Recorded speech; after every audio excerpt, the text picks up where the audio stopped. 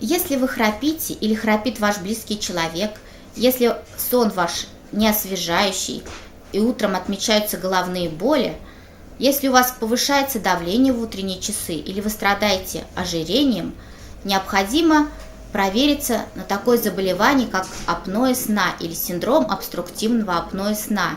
Храп является ранним признаком этого заболевания. Чем оно опасно?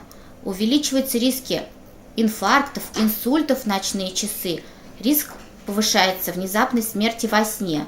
А что с этим делать? Как быть? Об этом вы узнаете в свежем номере «Эспрессо».